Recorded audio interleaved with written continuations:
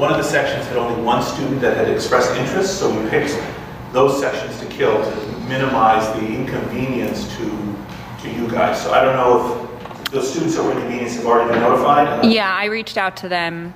I also reached out to students who hadn't already signed up for any section, so it looks like we're in good shape. Will we have enough variety of sections? I think so. Are there any athletes in the class that do any late sections? I know one athlete in particular I spoke to was able to find a section of the existing ones that worked for them, but I encourage them to reach out to me if they have trouble. Usually the class, or like, you know, the last time I taught it 5 years ago, I had 200 or 300 students, and so we had so many people and so many TFs and so many sections that it was much easier to satisfy everyone's time constraints.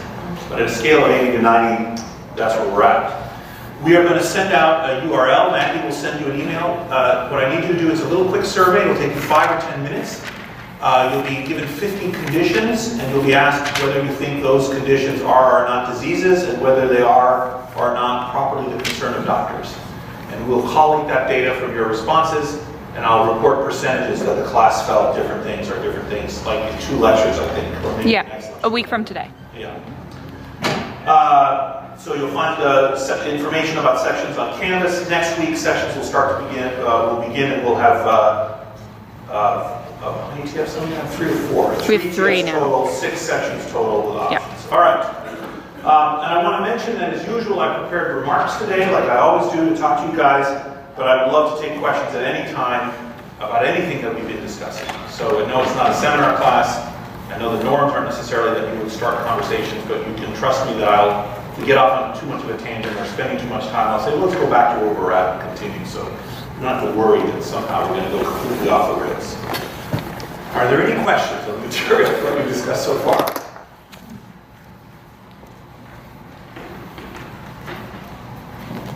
All right. So last time we talked about the following. We saw the changes that have occurred over the last 100 years in medical care and the causes of death. We saw that most of the improvements in health seem to precede or be independent of advances in medical care, however remarkable those advances in medical care were. And we saw this in a number of ways for a number of diseases and in a number of historical periods. And we saw that these events, whatever their source, these improvements in health, whatever their source, did not accrue evenly to all people, and that there were widening differentials across time by social class, race, education, and so forth, including in the recent past. And this tension between the treatment of individuals and the prevention of illness in populations is still persistent. We're still struggling with trying to understand how are we going to understand the burdens of illness? How are we going to address the burdens of illness in our society? With medicine or public health, with an individual or collective perspective. Now, there are a number of different ways of measuring SES, and I'm going to use that concept loosely today. Let's see if I can get this to work. Hold on. Is that better? Yeah, maybe. Though we'll focus on some specifics. So you could think about money. If you're trying to measure SES, how much money you have. You can use education. Occupation is another way. You can stratify people by the kind of occupation they have, or some kind of conception of status. And education offers the advantage that it's accessible in principle to everyone, both men and women, and that it's fixed early in life, and so it doesn't suffer from the so-called reverse causation problem. So how do we know, is it SES that causes health, or is it health that causes SES?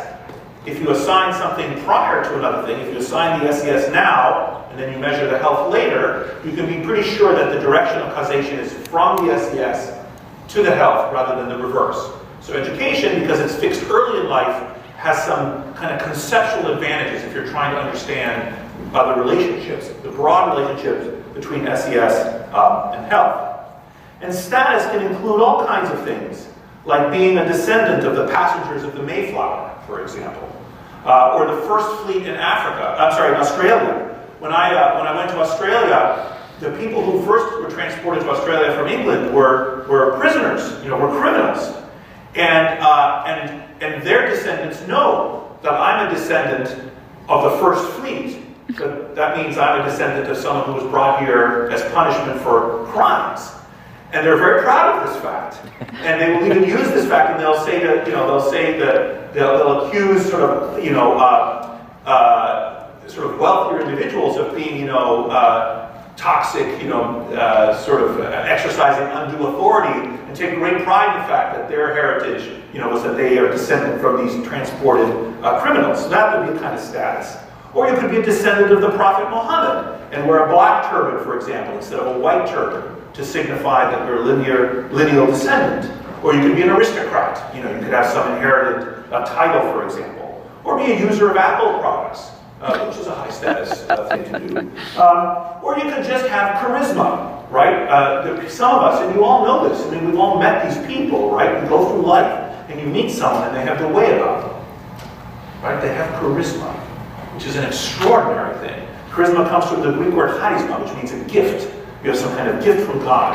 And this is a classic sociological concern as well. The origins of charisma, the functions of charisma, and leadership in groups. Who among us suddenly is influencing other people to act in a particular way?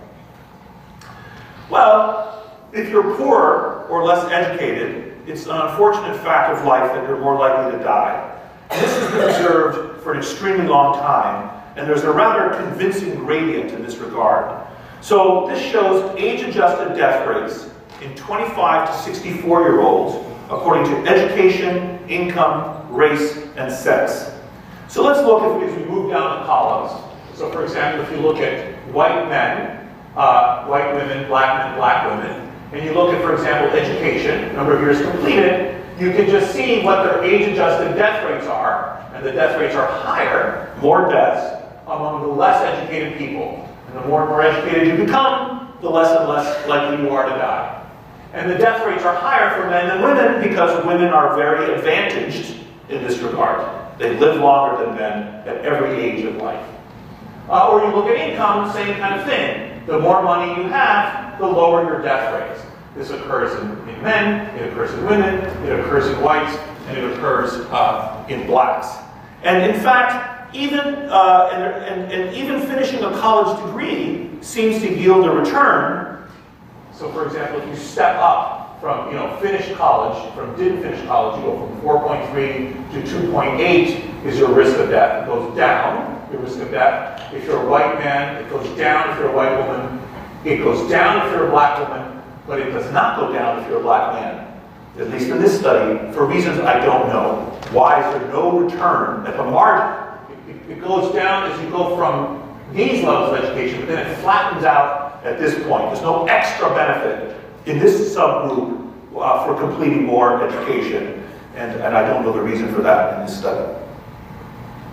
And this table shows something similar here in terms of cardiovascular disease. So this table shows age-adjusted death rates from heart disease, again in the same age group, according to income, race, and sex. So if you look at, this is increasing wealth now instead of increasing education. It's a different study. You look at men, for example, if you look at white men compared to black men, and you look at the ratio of the lowest income to the highest income, the ratio of mortality. So for example, if you divide 3.2 by 1.4, you get a ratio of 2.4. So poor people are 2.4 times more likely to die than rich people among white men. And among black men, poor black men are 2.7 times more likely to die than so-called rich in this category, black men. Same with women, so rich white women or poor white women are 2.6 times more likely to die than rich white women.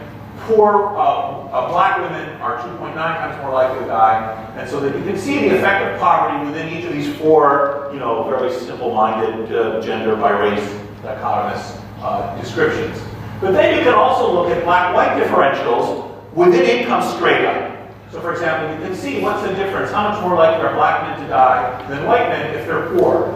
And it's 1.21 times more likely. So black men are 21% more likely to die, have 21% higher odds of death if they're poor. But if they're rich, it equalizes, okay? So there's no difference in mortality if you're rich, whether you're black or white. So the impact of race is seen only in this study in the subgroups that are poor, okay? But you don't find that amongst black women. So black women, for example, do not have an equalization as wealth rises compared to the effect in black men. This is just very descriptive, gross, like top-level kind of stuff. We're going to dig deeper and begin to understand these things in coming lectures. But you can see again like a kind of gradation here. It goes from 1.21 to 1.15 to 1.04, so it's going down, and here it's going down as well. But there's another pattern in these data, which is that the differences by class or income are actually much more pronounced than the race-based differences, which typically get a lot more attention. So the main driver of the mortality patterns here, other than gender, which is the fundamental driver, women live longer than men, period. The second one is income, and race is third on this list as the principal driver of what is killing people in this very simple-minded demographic description. And this is super precise information that was just released in the last couple of years using income data for the US population that was obtained from 1.4 billion tax records between 1999 and 2014, and mortality data were obtained from the Social Security Administration. This sample consisted of individuals who were between 40 and 76 years old, and were representative of all Americans. Every single American, that 96% of Americans participate in this this system, and so anyone who files a tax return is captured. And once again, we find, okay, so on the x-axis is household income percentile. So these are richer people, and these are poor people for every single percentile, 100 percentiles. And this is expected age of death if you reach the age of 40. So for example, poor people, if they reach the age of the poorest 1%, if they reach the age of 40, are probably going to die when they're 78. If they're women, and if they're men, if they reach 40, they'll probably die at age 73 or whatever it is. Once again, women live longer than men at every income differential. But you also see some additional patterns here, which is the slope of the two curves. So can you see who gets more benefit from being richer, men or women? Men, right? So as the men become richer, the slope is steeper. This curve is flat. Imagine, just for the sake of our argument in the thought experiment, that the curve was totally flat instead of being gently upward sloping. That would mean that no matter what the income level was of the woman, her survival was the same. Okay? So if it were completely flat, it would mean income had no effect on women's longevity. But it's not totally flat, it's slightly upward sloping. But for the men, it's even more upward sloping. More and more income for men really makes a difference in their survival in this study. So the bottom 1% of women, if they reach the age of 40, their predicted age of death is 78 years, and the top 1% is 88 years. You gain an extra 10 years of life if you move from the very bottom to the very top of the distribution. Who knows what it takes to be in the top 1% of income in this country? Anyone know? Take a guess. Someone take a guess. Oh, come on. Yes. Yeah, it's in that range. 350, I think, is the answer. Someone can look it up. It's in the range. So most of you are likely to be in the top 1% of income. Some of you may make different choices depending on what you pick. You may become high school teachers, or nurses, or artists, or something else. But it's very likely that you'll be in the top 5% for sure. 5% threshold is lower than that. Who knows what the median income for a family of 4 in this country is? Yeah? Like 45,000? Yeah, 50,000, high 40s. 50% of Americans make less than $50,000 a year for a family of 4. So if you make more than 50 grand, as an adult, not immediately when you're 23, you're already in the top half of the distribution in the richest nation on earth, okay? So, if you get to 100, 200, 300,000, you're getting up to the top. I forgot the percentages exactly, we can look them up. So what about men? Men, the bottom 1%, have an extra 12 years of life when they're at age 4. I'm sorry, they'll live to be 72. If they're the top 1%, they gain 15 extra years by moving from the bottom to the top in this distribution. And another thing that you can see here is, again, this issue of the gap being narrower at the higher levels than at the lower levels. And there's been widening differentials in recent decades. The rich are getting richer. So even though everyone in our society, up until a couple of years ago, was getting richer on average, the tide was raising all boats, the gap between the rich and the poor, in terms of survival and other outcomes, is widening. Okay? Now, I'll show this will be clear in a moment. I'll give you a bit easier to understand examples. So there was a larger increase in life expectancy for higher income groups during the 2000s. For men, the mean annual increase in life expectancy from 2001 through 2014 was 0.2 years in the highest income quartile. That means over that 14-year period, men in the top of the quartile gained 0.2 years per year in life expectancy. I'm sorry, for men, per year, and it was 0.08 years in the lowest income quartile. So the poorest, every year over the last 15 years, are living a bit longer, but not so much. The richest are living a bit longer, but more. Okay? So both groups are benefiting, but the rich are benefiting more than the poor, even though both are benefiting across time. So the gap is widening, even though we're making these improvements in our society. And the story for women is basically similar qualitatively. Now, usually, the direction of causation is taken to be, as I already mentioned, from SES, from socioeconomic status, to health. And this is hypothesized to occur in a number of ways. What are some ways that SES could cause health? Yeah. Education is a measure of SES, and how that cause health?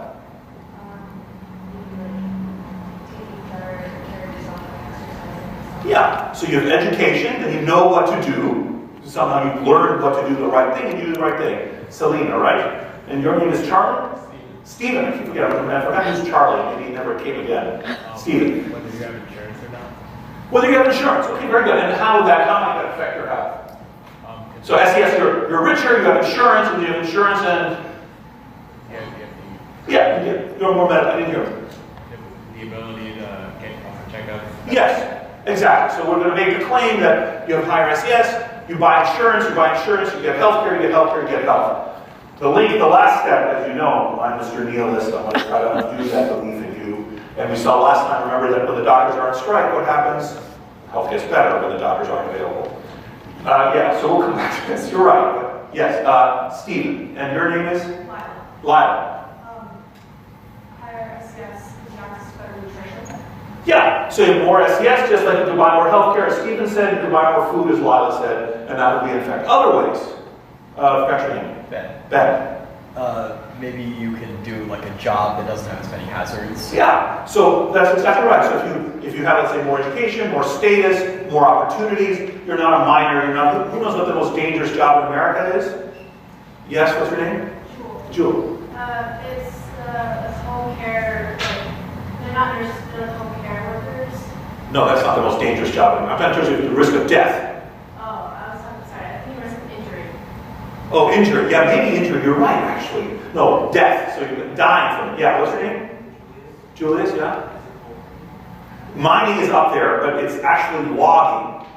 So logging is, I didn't learn this recently. It's not like I can walk around knowing, but I was surprised. Maybe you're surprised. But anyway, I think you can predict it. Mining is deadly. Logging is deadly. Apparently long distance, the guys that drive the trucks in Alaska, apparently is quite deadly. Anyway, so yeah, so whoever suggested occupation, Jules and Julie.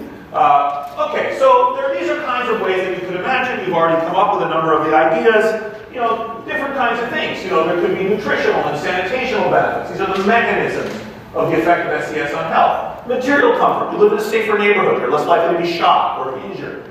We'll come back to that too. Risk behaviors. A number of you, Selena suggested this. You have more money or more education. You don't smoke as much. You wear your seatbelt. You know the right thing to do, like we discussed earlier with the doctors and Preston from the last time. Or as Stephen said, you could have access to or use of healthcare.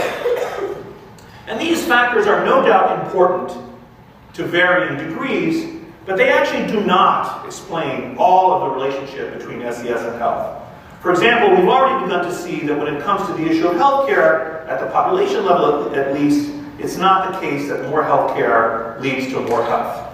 We've seen that already in multiple ways in this class, with multiple sources of information. Nevertheless, in terms of risk behaviors, here's the age-adjusted prevalence of current cigarette smoking. This study was done in the year 2000 among people that were 25 years of age and older, according to educational level. So here is, according to income level. So here's income in dollars. Here's the adjusted odds ratio. That's the probability of, see this thing is, I don't know what it's mean, but they hate me. I want super duper. Okay. Adjusted odds ratios. So the richer you are, the less likely you are to smoke. So it's gradient. It's not just like the bottom quartile smoke and everyone else doesn't smoke. It's not a cutoff. It's at every step, the more money you make, the less likely you are to smoke. And smoking, of course, is very deadly. And here are educational differences in the extent to which people use medical care, picking up on Stephen's suggestion, correctly, depending on their education among diabetics. And this slide, which was taken from your readings, shows the variation in various personal behaviors among diabetic patients enrolled in a very famous, large prospective trial called the Diabetes Control and Complication Trial. Now this trial, which was completed a long time ago, the scientists were trying to argue, if you have diabetes, which is a bad disease to have, if it's untreated over your life, your blood vessels will constrict because of various complicated physiologic processes that take place in the bodies of diabetic people, and that constriction is manifested in three organs.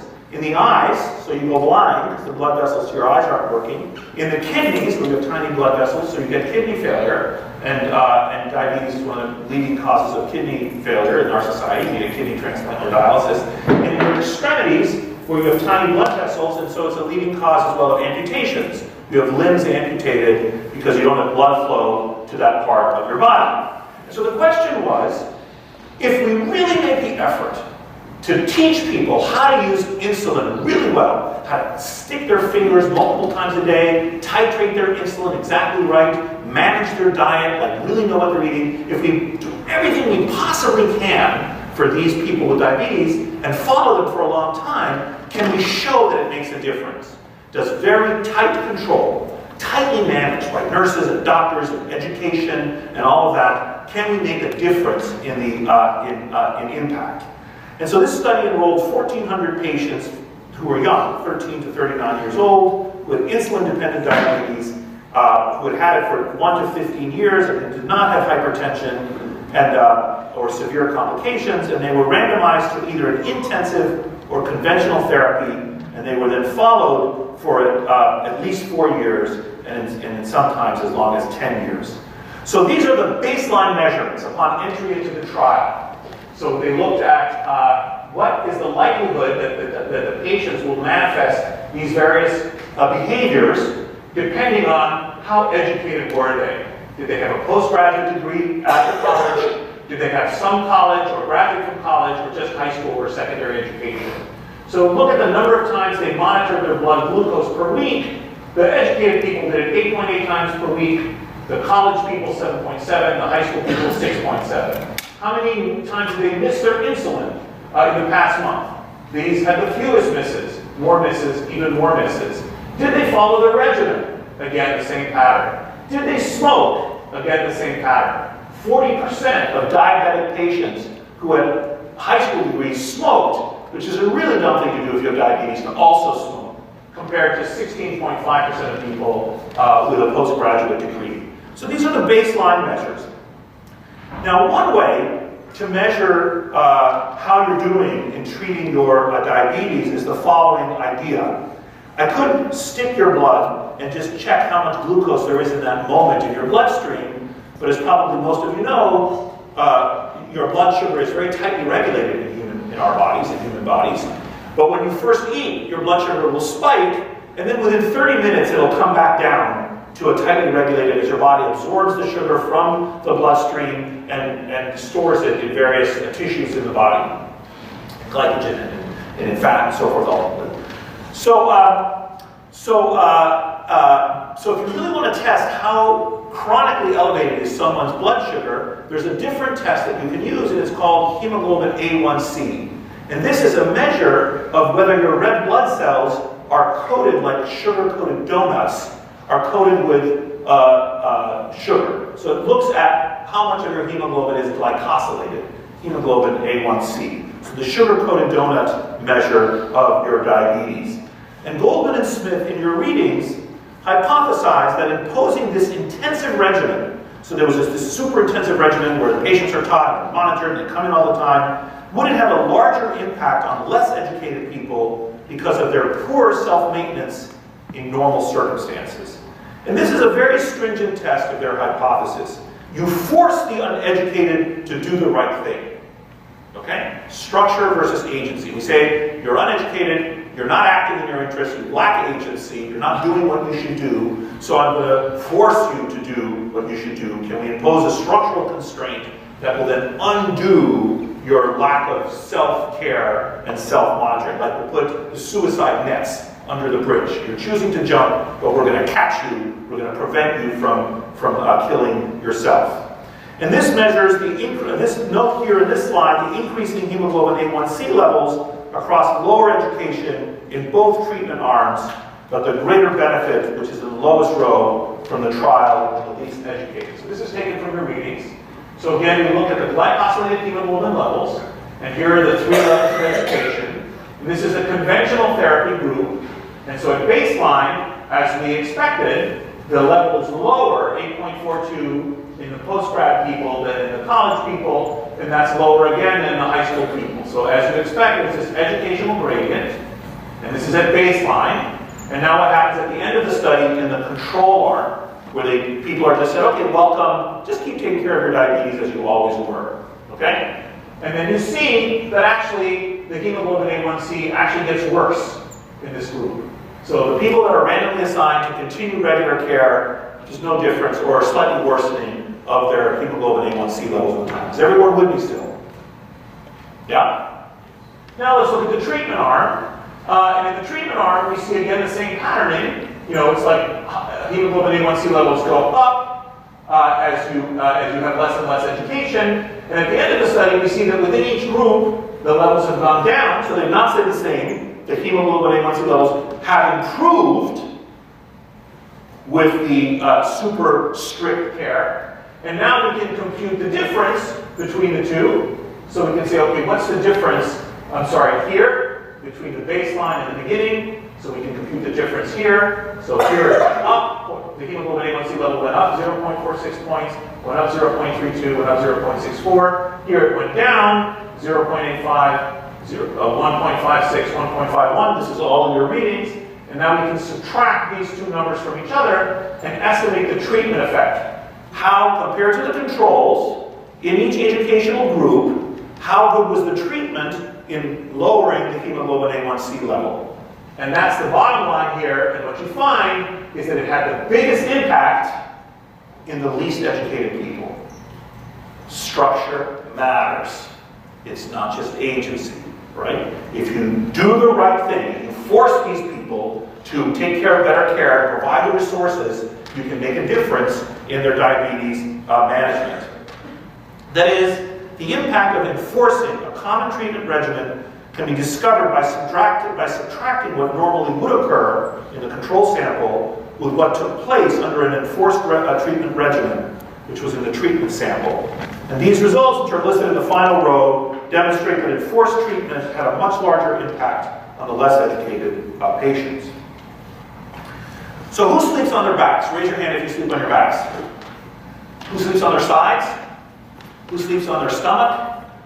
And who has this crazy starfish pattern that's way over here, which 5% of people have the starfish pattern. So 41, this is one stupid study taken from the internet. I actually don't know, I'm embarrassed to give you the source. But anyway, it doesn't really matter for the point I'm trying to make. It's not a scientific study right now. But 41% of people speak in the fetal position, 50% in this type of ridiculous trunk, the tree position, like this.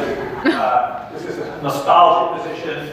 The soldier position is sort of odd. Free fall, I kind of like that. That's a great thing. And then this very ridiculous starfish type sleeping behavior. So,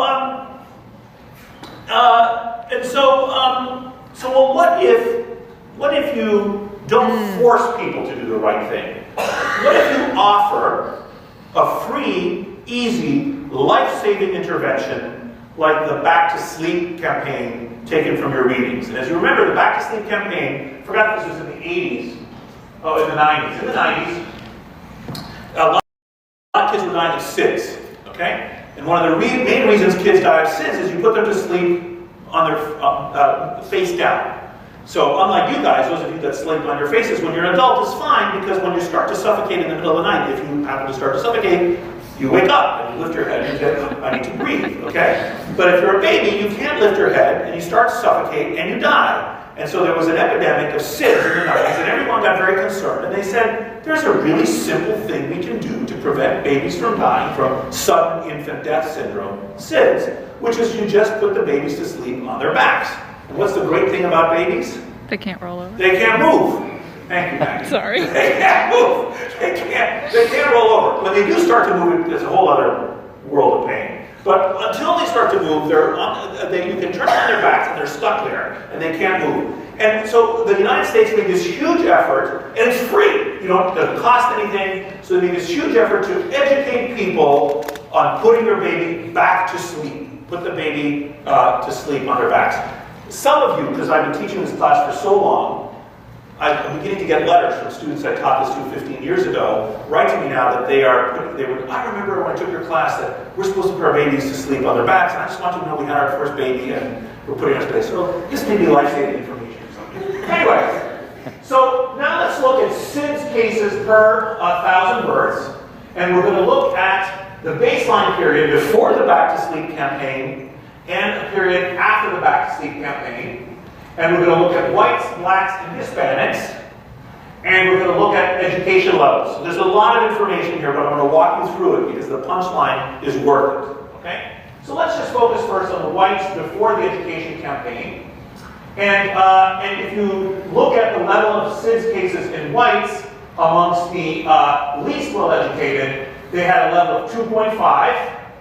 And if you look at the most well-educated, at the college degree, they had a level of 0.5. So among whites, in the baseline period, poor people had 5 times the SIDS cases as poor people. Is everyone with me so far? In the baseline period amongst whites, the least educated people had 5 times the rate as the most educated people. Does everyone understand that? Yeah? Okay. Well, what happens after the Back to Sleep campaign? After the Back to Sleep campaign, among whites, all of these numbers, for every educational level, all the lines are dropping. More babies are surviving at every educational level after the Back to Sleep campaign. You see this histogram? These are all lower rates. So for example, if you look at elementary school rates, used to be 2.5, and now they become 1.75, is the rate of SIDS. 1.75 babies per 1,000 are dying to mothers that only had an elementary school education. Okay? So that's great news. Everyone is doing better. But what happened to the gap between the rich and the poor? It went up. So now if you divide the rich, they move from 0.5 to 0.25. And so the ratio of the poor to the rich in terms of SIDS goes from 5 to 7. So this is one of the central political dilemmas that's being debated in our society today. The left wing says, this is awful, you have gaps between the rich and the poor. And the right wing says, yes, we have gaps and they might be going up, but everyone is doing better. So if I gave you a choice of which of 2 worlds would you like to be in? Would you like to be in a world in which there's more equality in the death of babies between the high and low SES, but everyone is dying at a greater rate? Or would you like to be in a world in which the gap between the rich and the poor, the well-off and the poor, is higher, but everyone is dying at lower rates? You see the dilemma?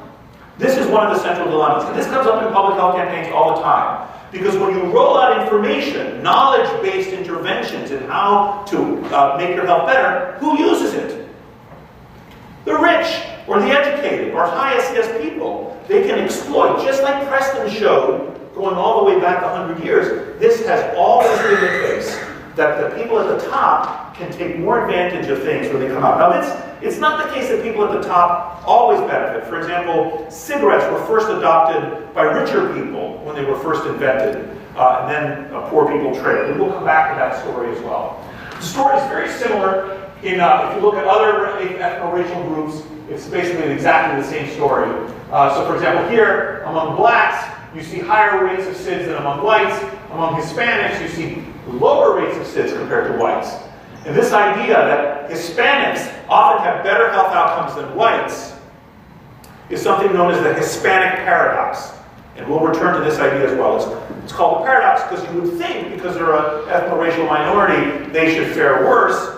But amongst many health measures, including longevity and infant survival, Hispanics are better than whites in this situation. But nevertheless, within each ethno-racial group, you see that the more education you have, the lower your rates of SIDS. You see that after the intervention, everyone benefits, but you see a rising gap between the top and the bottom in this intervention. So the introduction of an inexpensive, easy public health intervention has not reduced social inequalities in SIDS. In fact, the introduction of this simple, easy, obviously correct thing to do has widened socioeconomic differentials in this outcome. Now, there are two possible and not mutually exclusive explanations for this phenomenon. One possibility is that the information about infant sleep positions is not being disseminated as fully to women in low social class groups. So, you know, we put up billboards in the rich communities about back to sleep, right? Like if you're like in municipal authorities, you might say, oh, well, let's give this useful information to the rich, not to the poor, or to whites and not to blacks, or to whatever. Or to urban populations instead of rural populations. So that's one possibility. Another possibility, and they're not mutually exclusive, is that women in low social class groups are receiving appropriate advice, but not heeding it. So then what do? If I actually tell you, if you don't want your baby to die, put it on its back. And you say, in my family, we always have put babies to sleep on their bellies since time immemorial. This is a structure and an agency thing again. It's like the self-management of diabetes example I just introduced to you.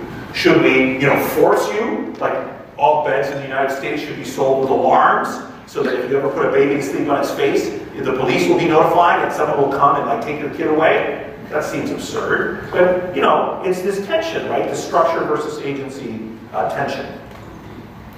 Now, it's important to realize that the relationship between SES and health could actually run in the opposite way, which probably will surprise no one in this audience. So maybe it's not that SES causes health, maybe it's that health causes SES. And this is known as the issue of reverse causation, or two-way causation, or in a broader, slightly more complicated idea, something known as endogeneity, if you've taken statistics or data science or economics classes. And more generally, when one observes associations in the world, it doesn't imply a cause necessarily. You see that one thing is associated with something else, doesn't mean that one thing is causing something else, but it begs the question of whether that's the case. And when it comes to wealth, there isn't just a correlation across individuals whereby healthy people are richer. There's an association across time within individuals wherein healthy people get richer. And that is, better health is associated with greater wealth and also greater increases in wealth in the future. And these data also come from your readings. And what they find is let's look at the wealth. This is the initial health status and initial and subsequent wealth status in thousands of dollars according to health status. So people that were in excellent health at baseline in 1984, they had $68,000 in net wealth. And when they were resurveyed in 89 and 94, they doubled their wealth. They'd gone from $68,000 to $127,000 as their wealth. And then if you look at the very good, they go from 66 to 90. And people in just good health kind of stay stable. And people in poor health lose wealth as time goes by. So this suggests that health can cause wealth, not just that wealth can cause health. So across time within individuals, we observe this kind of decline in wealth among people with poor health. And again, this is discussed in your readings. So these data suggest the possibility of both directions of causality. Wealth could grow more rapidly among those who started in better health because good health enhances future earning capacity and facilitates savings. So how now, I asked you earlier how SES could cause health, how might health cause wealth? What are some ways in which health can cause wealth? What's your name? Lila. Oh, Lila. Yeah, Lila. Thank you, Lila. Yeah. You're able to work more and you don't have to spend on Yeah. to increase your health. Both things, yeah. So you're spending less to preserve your health, and you have greater earnings capacity. Julian. Julian is behind you. Jules, yes. I was going to say, similar to the idea of working more, as opposed to this less work, so probably not good. All right, so less absenteeism, more earning, yeah, more earning capacity is good. There was an answer over here. Yeah, what's your name? I'm sorry, Charlie? Okay. In terms of like mental health, some people with mental health could more easily like finish different types of school. So we were talking about like, there's some people like Okay, if you have better mental health, you're better able to get more education, and that also can translate into more wealth. So you guys can imagine some. They're pretty self-evident possibilities. You've already come up with them. These are possible mechanisms of the effect of poor health on SES. If you have poor health, it could reduce education and training. It could cause you to spend down your savings, and it could cause you to lose earnings or work opportunities. So unsurprisingly, poor health could result in limitations of opportunities for education or training. Those among us who are uncoordinated, blind, diabetic, mentally ill, and so on may receive lesser educations or have few opportunities, both early and later in life. But health can affect wealth in other ways too. Here's what happens in a sample of adults in their 50s when there's a major illness such as cancer or stroke. And this slide shows various changes over an interval of 4 years in the Health and Retirement Survey, which is a prospective study of 22,000 people in their 50s. What happens to these people over 4 years? Well, this is the economic effects of major illness over 4 years. Total medical expenses are $28,000, out-of-pocket expenses are $2,000, and wealth declines. People are spending their money to address their health problems. And in fact, new episodes of poor health lead to lower wealth accumulation, but we've not said why. And it turns out, it's not the actual expenses, it's the decreased ability to work. The real problem is not someone who suggested that you're spending your money, it's that you lose the ability to earn a living when you're stricken with Apollo's arrows and you are sick. Now, of course, as most of you have probably been anticipating, the relationship between SES and health is both ways. And it depends a bit on what SES measure we are, and what health measure, and even what stage of life and what time horizon we're considering. So it's not a simple unitary story. The direction goes both ways. It depends on what measure of SES, what measure of health, when in life, what conditions are we talking about. And it's important, regardless, to also exclude a problem of inference known as third factor confounding. So let's say, for example, I go out to the world and I see that people who, this will be very old-fashioned for you guys, but bear with me on the example, people who watch TV, I guess you could say watch the screen. So we go out and we say that people who spend a lot of time watching screens have heart attacks. Would we conclude from that the TV is sending out some waves, some radiation is coming out from your laptops and is penetrating your chest and is causing causing coronary artery disease? No, we wouldn't think that there's some kind of weird biological mechanism by which the TV viewing is causing your heart to be diseased and therefore giving you a heart attack. We would say, oops.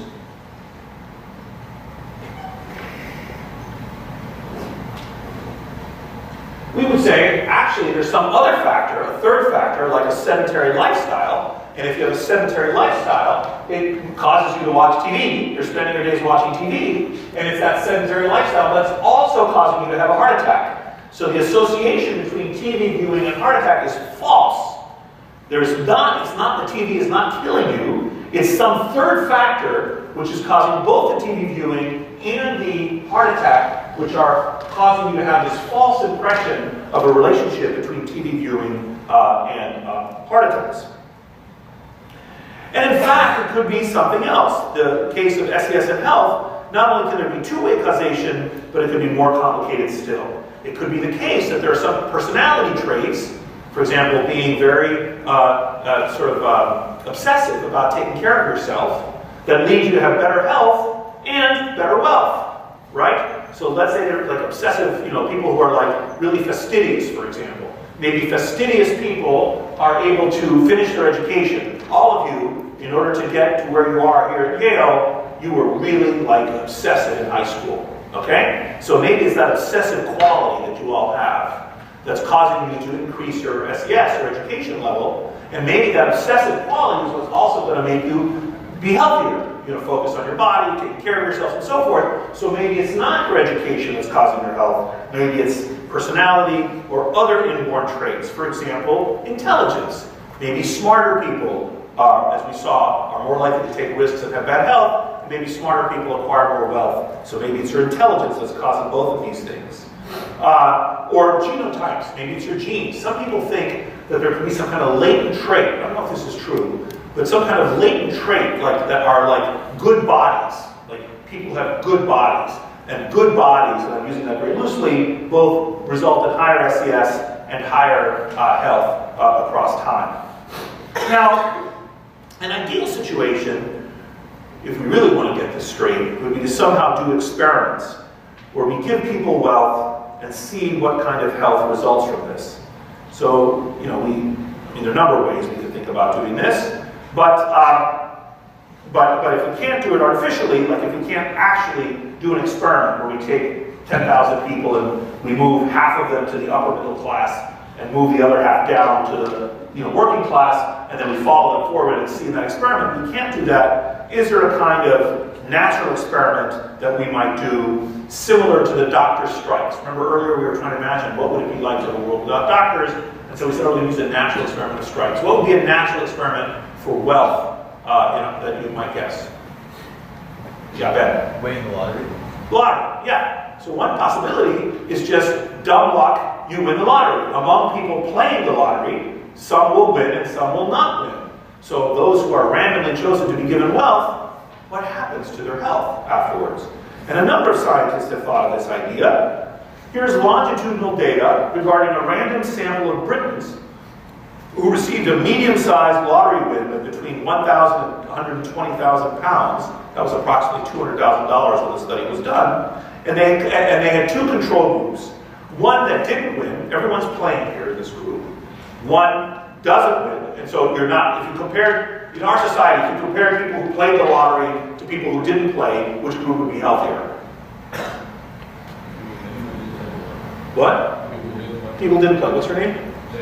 Jamie. People who didn't play would be healthier, right? So if you really want to see what happens, you have to, and that's because there's not a random assignment. I'm not randomizing you guys to play the lottery and you guys don't, and then I see what happens as a result of playing the lottery. People choose to play the lottery, they self-select, and typically people that are poor or in ill health, oh my God, I have huge medical bills, maybe I should go play the lottery, right? They go play the lottery, okay? So in this study, they look at among those who played the lottery, those who were truly randomly assigned to win versus not win, what happened? And they had two control groups, people who didn't win and people who had small wins.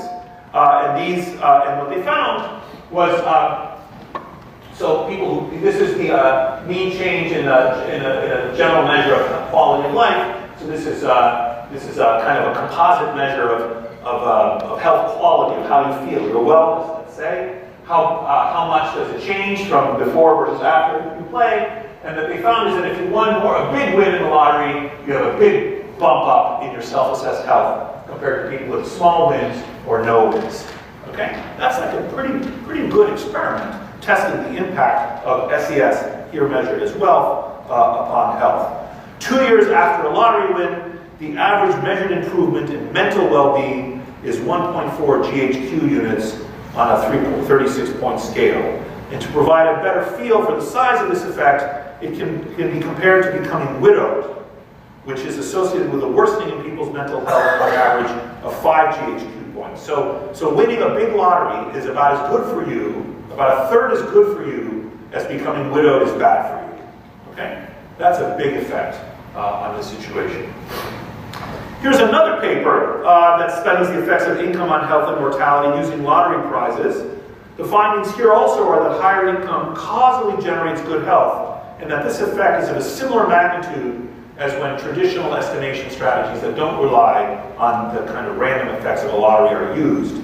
It finds that a 10% income increase improves health by about 4 to 5% of a standard deviation and decreases the probability of dying within 5 or 10 years after the end of this period by 2 or 3 percentage points. So winning a big lottery reduces your risk of death by 2% over 10 years. That's like a huge effect that they can measure.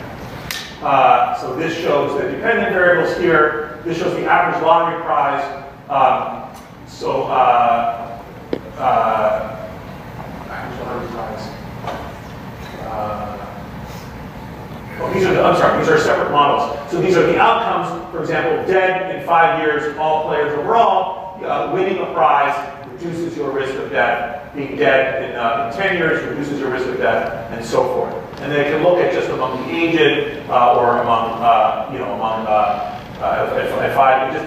can restrict the analysis to just people who are older or younger, and it works in both groups. And they can look at other outcomes, for example, immobility symptoms, mental health, cardiovascular disease, headache, and so forth. And despite that, regardless of the way they model it in terms of the statistical approach, they find the same effects. Now, the nature of the interrelationship of health and SES, and in particular income, could indeed be life stage specific. So, for example, early in life, SES can affect health at both that point. If you're born to a rich family, you're less likely to die in childhood than if you're born to a poor family. But if you're born into a rich family, you can also be less likely to die for the rest of your life. And that is to say that the SES effect on health could have lingering effects, and later in life, it could be the reverse, as we saw with the HRS data. So if you imagine a life course trajectory, maybe what's happening is that early in life the direction is this way, and late in life the direction is another way. And since the factors being considered earlier, like behaviors and nutrition and access to healthcare and so forth, appear to account for only a portion of the putative effect of SES on health, people have begun to take a closer look at a variety of other explanations. So people have gone out and they said, okay, what happens if like you guys suggested, the mechanism is you have more money and that makes you stop smoking, and if you stop smoking, you're less likely to die? Well, we can estimate, well, how much of the effect of being richer on living longer is explainable by the reduced risk of smoking. And they find that it's there, but it's small. It's not like it explains all the effect, or the use of medical care, or some of the other examples you guys had in mind. So people have begun to think, well, what other explanations? What might be some other weird explanations for how SES could be associated with health? And one idea is something known as the Barker hypothesis, or in utero exposures and marking.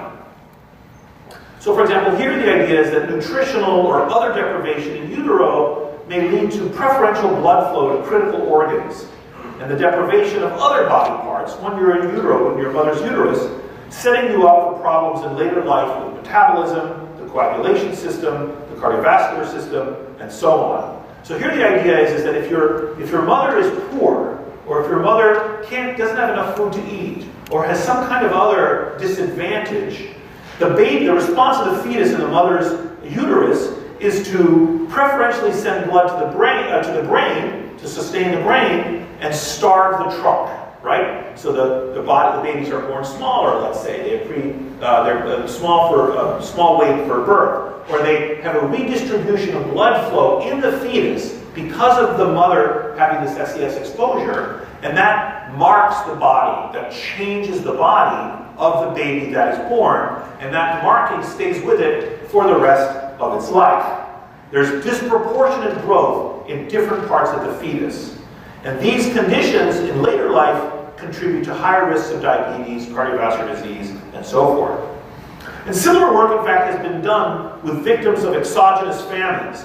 For example, in Amsterdam during World War II, the Nazis surrounded the city. They were trying to starve out the city. Anyone who was in utero and their mother at that time was basically randomly assigned to be poor, was randomly assigned to be starved, and what happened to their bodies if they were born during the famine or having been exposed to the famine compared to otherwise similar kids that were born nearby in time who had not been exposed to the famine.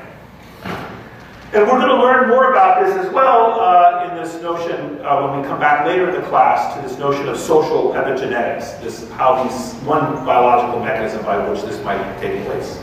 The second kind of weird idea is there might be other factors that you're born with, such as your innate intelligence, that are associated both with your SES and our risk of death. So maybe we're really misunderstanding what's going on here. We look out in the world and we think, oh, poor people are dying and it's because they're poor. Let's give them money and it'll fix the problem. And I need to be clear, I think we should give them money, and I think it'll fix part of the problem. But there may be other parts of the problem that are not fixable, okay? Because it's possible that on average, poor people are not as smart, let's say, as rich people. It's possible. And so it's that third factor thing. Maybe there's something about you that you're born with, if you're smarter, have certain personality traits that both cause the SES thing and cause the health. And that's why we're misunderstanding. What evidence is there, perhaps, for this hypothesis? And a third idea is another idea we'll explore at greater length later in the course. And the focus, this idea is on the focus of hierarchy. How hierarchy stresses both relative position in society and also position in your immediate social network. So this idea is the following idea. The idea is, it sucks to be at the bottom. And it sucks to be at the bottom no matter how good that bottom is. So if you have $100,000 and all your friends have $1 million, that's bad, even though you have $100,000. And it's bad also if you have $10,000 and your friends all have $100,000. That's also bad. So even though in the first example you have a lot more money than in the second example, in both cases you're at the bottom, okay? And it's something about being at the bottom, not something about how rich you are, where you are on the ladder, that is causing your ill health. And this is also an idea that I think is surely correct. And we'll look at a lot of evidence for this later in the course. So it's not your absolute standing in terms of your education or wealth that matters, it's your relative standing that matters. And part of the motivation for thinking this is that the relationship between education and income and health has persisted forever. The people who are poor all around the world and at all time are worse off than people who are rich, even though everyone has been getting richer. Even though, 100 years ago, having a high school education was like being at the top of the hierarchy. Now everyone, or 30% of Americans, many more people get college education than most people finish high school, and yet we still see this stratification where people at the top are better than people at the bottom. So maybe it's not the absolute amount of education you have, maybe it's the relative education that's really the driver of this relationship. Well, let's look at a couple of these very briefly today, and a couple of them will return to a greater depth later in the class. This is some data regarding the Barker hypothesis. These data are for 2,785 male babies in Finland who were born at term at the Helsinki University Central Hospital between 1924 and 1933. And the table shows something known as standardized mortality ratios for coronary heart disease according to the ponderal index, which is a measure of how big the baby was. And the standardized mortality ratio is the number of observed deaths divided by the number of expected deaths. In this case, the number of deaths that would have been expected based on the whole sample and the numbers in each particular row. And there's a strong trend in coronary heart disease with ponderal index. Men who were thin at birth had death rates that were twice those of men who had a high ponderal index. So if you look here at kilograms per meters cubed, so you measure the height, you cube it, and you measure the baby, you divide one by the other. So these are bigger babies and these are smaller babies. And you look at the standardized mortality ratio, you find that thinner babies are much more likely to die for the rest of their lives compared to babies that are bigger and bigger from in utero. This is another structure versus agency kind of issue, isn't it? Because these babies aren't responsible for their fate. None of you guys picked your birth weight. You just were born that way. Is it right or fair that you should be expected to bear those consequences? Should we distribute that risk? I think we should in society and help compensate for these disadvantages. So these data suggest that restricted growth in utero is associated with an increased risk of coronary heart disease. So if your mother endured a famine or was malnourished while she was pregnant with you, you'll be marked through no fault of your own. Moreover, other work by this research group has shown that men who grow slowly in utero remain biologically different from other men. They are more vulnerable to the effects of low socioeconomic status and low income on coronary artery disease. In other words, if we plotted the effect of income on health, so this is rich and this is poor, the babies who are the babies who are big at birth, they'll gain a lot of advantage as they get richer. But the babies who are not, so this is the big babies and this is the small babies. If you're a small baby, even if you get more income, you don't necessarily get more health. So this effect of your ponderal index can even affect our ability to address the problem, let's say by making you rich or assigning you to a higher social class. Such smaller babies are more vulnerable to the effects of low socioeconomic status and low income on heart disease. Conversely, men who are not fit at birth were more resilient to the later effects of poor living standards at multiple subsequent points in their lives. But the Barker hypothesis only kicks in if you actually survive your infancy. You could, of course, just have died, right? Just died when you were born. And these are the rates of neonatal deaths per 1,000 births according to maternal race and education in the United States. So this shows white non-Hispanic babies, and this shows mother's education. So the more educated the mother is in each of these groups, although to a lesser extent among Asian and Pacifics and Hispanics, the less likely you are to die. On the y-axis is the deaths per 1,000 live births. So amongst the least educated white non-Hispanic women, 10 babies per 1,000 die. That means you have a 1% chance of dying if you are a white, if your mother has not finished high school and is white. And as it gets better and better, you have a lower risk of death as your mother gets more educated. Amongst blacks, those rates are higher. Amongst Hispanics, as we said earlier, they're better than amongst whites. Here are the Native American rates are between the two, and here are the Asian and Pacific Islanders on the far right. So the point is that SES matters, and it precedes health, okay? It definitely matters, and it precedes health. And in fact, living in poverty places children at very high risk for problems across a variety of domains, including schooling, behavioral regulation, and health. And aspects of cognitive functioning, such as information processing, may underlie many of the kinds of problems that we've been discussing. Now, we can't really do experiments with this. We can't randomly assign kids to be poor and then follow them up. So it's hard to sort this out, but we still can ask how poverty might affect brain functions underlying some of the cognitive processes, like self-regulation. Maybe you're born poor, it affects your brain growth when you're small, and you make riskier choices in your adolescence and adulthood. You don't save as much money. You're more likely to engage in violent activity. You're less able to resist drugs and smoking through no fault of your own. You were born poor. It shapes your brain growth early in life, and then you're stuck with that brain growth and those brain things, just like the ponderal index I discussed a moment ago. This study observed repeated measures of brain development of young children between 5 months of age and 4 years of age in an economically diverse group of people, and it had 77 kids. These children underwent MRI scans longitudinally, and they measured total gray, total white, and total cerebral, which is a sum of the two, volumes, along with volumes of frontal, parietal, temporal, and occipital lobes in various parts of the brain. And it found that infants from low-income families had lower volumes of gray matter, which is tissue critical for processing of information and the execution of actions. And these differences were found both in the frontal and the parietal lobes, and no differences were observed in the other lobes. So what we can begin to get a sense of is we're beginning to, like people like me, like it's clear that poverty kills you. But how? How does the poverty kill you? How do you take in this social exposure? How does poverty become embodied? Like, how is it exactly, what happens in your body when you're poor that makes you die, right? And we can talk about, oh, well, you're poor, so you're more likely to engage in risky occupations. Yes, I get that, and it's true, but that's only part of the story. There's a kind of wear and tear of being impoverished that's devastating to people's bodies.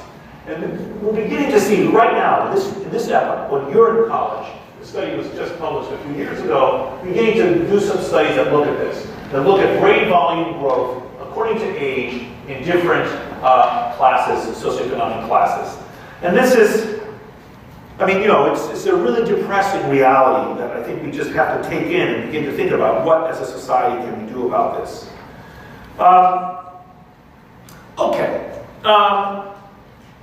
And in fact, there's increasing evidence, including based on experiments. So there have been some fantastic experiments done by economists and developmental economists around the world, where they go where it's cheaper to do these experiments. You go to a developing world setting, and you take poor people, and you randomly assign half of them to get a year's wages, you know, $500. So we give 1,000 people $500 each, or $1,000 each. It costs $1 million to do that study, which is cheap. With $1 million, you can convert 1,000 people to be rich compared to being utterly impoverished. And now we can do the experiment where we test what happens to those people when we just give them money. Are we able to stop the effects of poverty on these outcomes? And what they find, and you can either do that, where you actually hand out cash, or you can rely on natural experiments, for example, like crop failures. What happens to people, and studies have been done where they measure farmers' ability to perform cognitive tests when the weather is good and when the weather is bad. Unbelievably, farmers do worse on cognitive tests when the weather is bad. Do we think something about the rainfall is like, or the drought is like working their way into the farmers' brains? No. What's happening is you're worried your crops are going to fail. Your children are going to die. You can't feed your kids. And that anxiety and that stress lowers your cognitive performance. Okay? So that natural experiment is another way of assessing the impact of SES upon health status. So people have been looking at how crop failures and these experiments where we give them money, what the relevance is for the hypothesis that poverty may have particular psychological consequences and physiological sequelae. For example, affecting cortisol levels and so forth.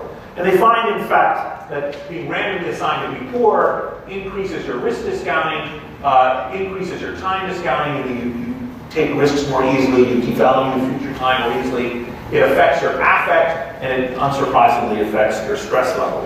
The evidence indicates that poverty causes stress and negative affective states, which in turn may lead to short-sighted and risk-averse decision-making, possibly by limiting attention and favoring habitual behaviors at the expense of goal-directed behaviors.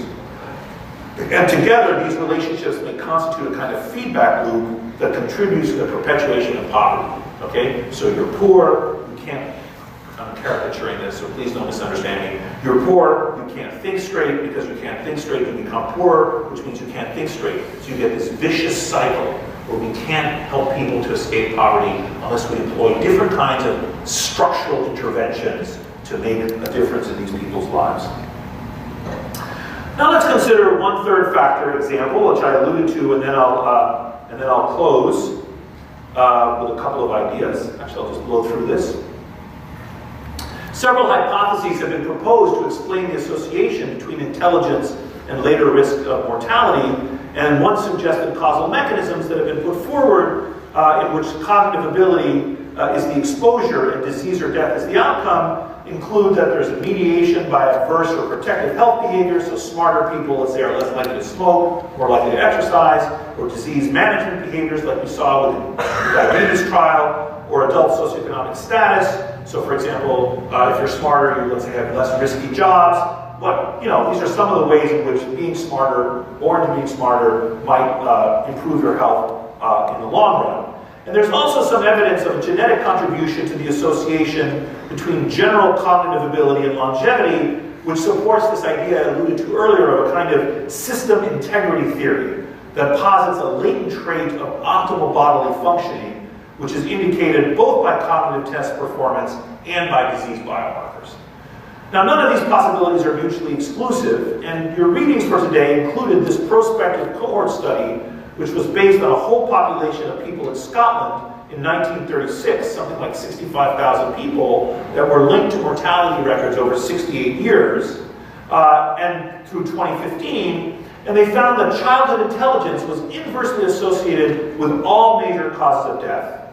And the age and sex-adjusted hazard rates per one standard deviation, or about a 15-point on the IQ scale move in intelligence tests, was the strongest for coronary artery disease and stroke.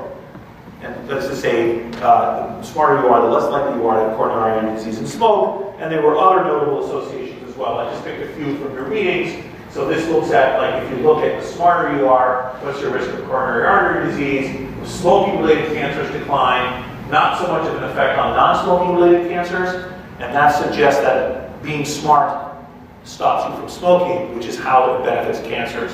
Cancers that don't have anything to do with smoking, you get those regardless of whether you're smart or not. Dementia is less common amongst the smart. Injuries are less common. We saw this in the first lecture. And intentional self-harm, smarter people are less likely to take their own lives. And I think I'm actually going to skip this complicated slide and just sort of, because I'd like to finish on time. This study is a study that looks at using a twin study design, dizygotic twins, fraternal twins, and monozygotic twins, and tries to tease out the impact of genetics on the relationship between IQ or intelligence and longevity. And I'll skip what the findings are for the moment. So finally, social hierarchy, which we'll return to later in the semester, is also an important variable. And ideas about it relate to your relative standing versus your absolute standing, suggesting that your position in society itself confers risks. This study shows some preliminary evidence from something called the Whitehall study. So these are British civil servants. They all live in England. It's a rich country. They all have jobs. They work for the government. They all have insurance. They have access to the NHS. So everything, all the structural stuff has been taken care of. They have health insurance. They're in a rich nation. It's a safe. All of that stuff has been fixed. They're like white rats in a laboratory setting. They're cared for and fed. They have no predators. What happens to humans like that, depending on their hierarchical position or education? And they look at, for example, current cigarette smoking in these people according to educational level, and they find, once again, a gradient where people at the bottom do worse than people at the top.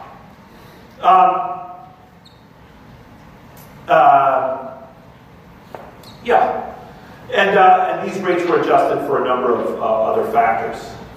So you could actually sketch out a whole life course model regarding how different aspects of SES affect different aspects of physiology at different stages of people's lives. I do not expect you to memorize this. This is just to illustrate for you how complex this can actually be. So socioeconomic position can affect intrauterine conditions related to birth, and education and environmental conditions which affect you in childhood, and working conditions which affect you in adulthood, and income and assets in old age. And at this stage, you could have low birth weight, which, let's say, could contribute to atherosclerosis, like the ponderal index. Or it could affect your smoking and diet behaviors, which would contribute to this. And then when you have atherosclerosis, you could get cardiovascular disease. But job stress might also cause that, which might reduce your function, which might also be adversely affected by inadequate medical care. So you get this really complicated relationship between socioeconomic factors and health outcomes acting at different stages in the life course. And not all disparities are the same, of course, either in magnitude or importance. And some seem more unfair than others. Disparities that arise due to race or ethnicity often seem much more unfair than those that arise due to income. Because you don't pick your race or ethnicity. You have no control over that. Whereas you maybe could argue you have some control over your wealth, for example. So we might say, that's really unfair when we see disparities by race. And although we don't like these disparities by income, that's not as unfair. Maybe you might say that. And disparities arising at birth seem especially unfair. It seems like every baby born should have an equal chance at a healthy life. We cannot change the natural lottery of genetic endowments and the biological circumstances of your birth, though we can compensate for those. But we can try to fix the social lottery. We absolutely can try to fix the way our society assigns people social positions, even if we cannot fix how our biology assigns us biological positions. Okay, and this is one of the most important papers that I'm assigning in the first half of the course, this paper by Lincoln Phelan that was in your readings, that argues that socioeconomic status is a fundamental cause of disease. It finds that the association of SES and health has persisted despite changes of intervening mechanisms, wholesale elimination of risks. We eliminated smallpox, and yet still people are dying. Changes in causes of death and increases in life expectancy. The relationship between SES and health is fundamental. And fundamental causes are about access to material and non-material resources. And such access is always differentially distributed, and so will be differentially accessible to produce utility. The argument is that there's only so much good stuff in the world. We're all competing for it, and so those at the top will always get more of that good stuff than those at the bottom, no matter how many times we fix or we change the amount of stuff in the world, or the way things are available. And the notion of fundamental causes also relies on the existence of change in the biological and social world. It's because of change that SES can remain a fundamental cause. In the context of a dynamic system with changes in diseases, risks, knowledge, in technologies and treatments, fundamental causes can emerge and persist and can have an enduring impact. It's fundamental causes that are responsible for the differential access to goods necessary to produce utility, and so they're responsible for differential outcomes. Because fundamental causes involve access to resources, they can influence multiple risk factors and multiple outcomes. And consequently, the relationship between a fundamental cause and illness can be preserved, even though changes in mechanisms or outcomes are happening all the time. And this is a key idea that we're going to continue to explore, how it is that you get a gradient in health even as we fix things in our society. All right, see you next time.